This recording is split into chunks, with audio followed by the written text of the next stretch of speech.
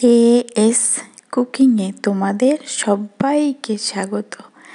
আজ তোমাদেরকে বানিয়ে দেখাবো সম্পূর্ণ মশলা জল ছাড়াই চিকেন কষা।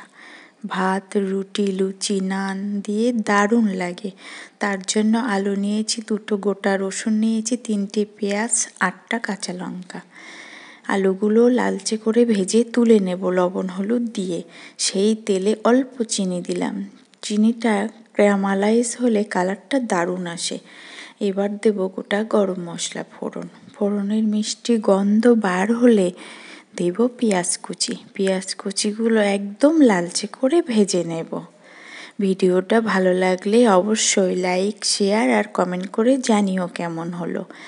পেঁয়াজগুলো লালচে করে ভাজা হয়ে গেছে। কাঁচা লঙ্কা আর রসুন বাটা দিয়ে দেব। দিয়ে 1 চামচ দেব লাল লঙ্কার গুঁড়ো, মানে কাশ্মীরি লাল লঙ্কার গুঁড়ো, আর পরিমাণ মতো দেব হলুদ।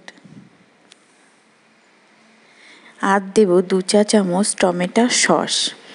চিকেন কষায় এই টমেটো সস দিলে না দারুণ লাগে খেতে।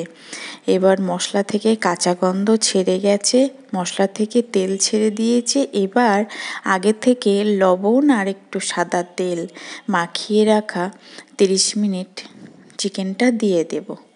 দিয়ে ঢেকে ঢেকে এটাকে আমি 30 মিনিট ধরে কষিয়ে নেব। ফাঁকে একবার আগলা করে আলুগুলো দিয়ে আবার মিশিয়ে ঢেকে ঢেকে এটাকে কষিয়ে নেব। এবার ঢেকে দেওয়ার ফলে চিকেন থেকে যে জলটা বার হবে, আগে থেকে যে লবণ দিয়ে রেখেছিলাম মাখিয়ে, ওর জন্য অনেকটাই জল বার হবে।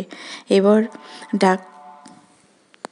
ঢাকনা দিয়ে আবার ঢেকে দেব। দেখো কতটা জল বেরিয়েছে। এবার এই জলেই চিকেন আলু সিদ্ধ হয়ে যাবে। তোমরা তো সবাই চিকেন বানিয়ে খাও এইভাবে মশলা জল ছাড়া চিকেন একবার বানিয়ে দেখো, শুধু পেঁয়াজ আর রসুন দিয়ে, আর কিছু কিন্তু এতে দেইনি। এত খেতে টেস্টি হয়, কালার দেখেই বুঝতে পারছো, যেমনি খেতে তেমনি দেখতে অসাধারণ হয়। ভালো লাগলে অবশ্যই সাবস্ক্রাইব করে আমার পাশে থাকার অনুরোধ রইল।